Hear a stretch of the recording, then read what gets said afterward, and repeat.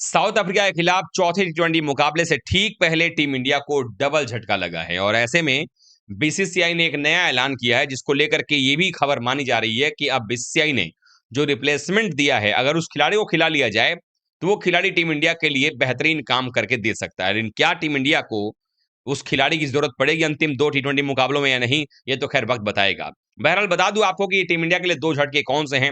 आपने पिछले मुकाबले में देखा होगा कि दो बदलाव किए गए थे, जसप्रीत बुमराह और अक्षर पटेल को नहीं खिलाया गया था। तो सवाल ये भी उठा था कि आखिरकार बुमराह जो कितने महान गेंदबाज हैं, इतनी शानदार गेंदबाजी करते हैं, अचानक से बिना किसी कारण के उनको क्यों ड्रॉप किया गया है, क्या वजह रही है। तो अब सामने जो वजह सामने आई है वो ये है कि जसप्रीत बुमराह जो है वो अपने पर्सनल रीजन की वजह से टीम से बाहर चले गए हैं और माना ये जा रहा है कि अभी तक कोई जानकारी निकल के सामने नहीं आ रही है कि बुमराह जो है वो कब वापसी करेंगे और हो सकता है कि आपको सीरीज के बाकी बचे दोनों मुकाबले जसप्रीत बुमराह खेलते हुए ना दिखाई दें।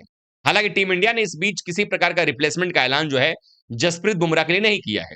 लेकिन वहीं पर अगर बात करें तो आपने देखा कि अक्षर पटेल भी नहीं खेल रहे थे।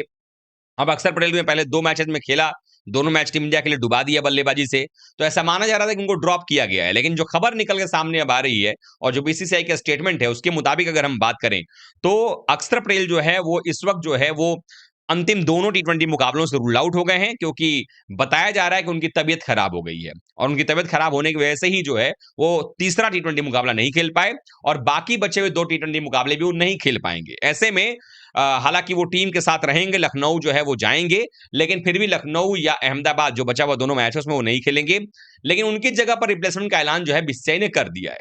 अब जो खिलाड़ी आया है वो बिल्कुल आप ये कह सकते हैं हूबहू अक्षर पटेल के जैसा ही है और ये रिप्लेसमेंट जो है वो कोई और नहीं है। आरसीबी को भी के लिए खेल चुके, बहुत सारे मैचेस जिता चुके पहले भी और वो खिलाड़ी हैं शहबाज अहमद। अब शहबाज अहमद जो है उनको टीम में रखा गया है। ये भी लेफ्ट आर्म ऑर्थोडॉक्स स्पिनर हैं, उसके अलावा बल्लेबाजी में लंबे लंबे छक्के लगा सकते हैं, काबिलियत इनके अंदर में है, मैच को फिनिश कर सकते हैं। तो शहबाज अहमद को टीम के अंदर में शामिल कर लिया गया। शहबाज अहमद जो टीम के साथ बहुत जल्दी जुड़ जाएंगे और लखनऊ में वो आपको टीम इंडिया के साथ अगर मौका मिलता है तो खेलते भी नजर आ सकते हैं। शहबाज अहमद के बारे में बता दूं आपको कि शहबाज अहमद की जो उनका जो अभी तक का करियर रहा है, सिर्फ 2 टी20 अंतरराष्ट्रीय मुकाबले उन्होंने खेले हैं, जिसमें गेंदबाजी का मौका मिला है और 2 पारियों में उन्होंने 32 गेंदें की हैं, यानी कि लगभग आप इसको कह लें कि भई 32 गेंदें यानी कि लगभग 5 ओवर कुछ गेंदें हुई, 2 गेंदें हुई और ऐसे में उन्होंने 2 विकेट जो है निकाले हैं। 13 रन देकर के एक सफलता उनका जो है सर्वोच्च परफॉर्मेंस रहा है, सर्वश्रेष्ठ प्रदर्शन रहा है।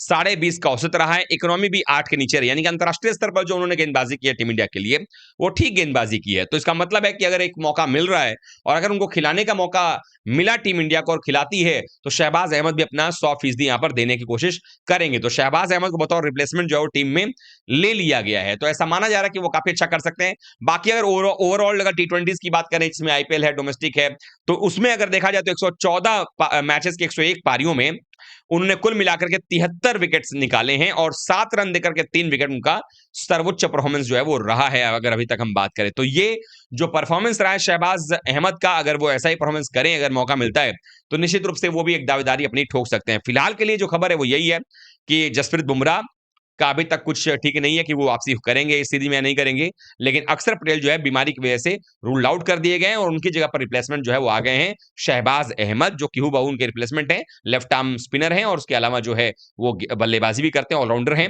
उसके अलावा अगर देखा जाए तो बुमराह जो है उनका रिप्लेसमेंट नहीं घोषित किया गया है और लगता भी नहीं है कि उनकी जगह पर कोई भी आने वाला है। तो आप लोगों को ये रिप्लेसमेंट कैसा लगा?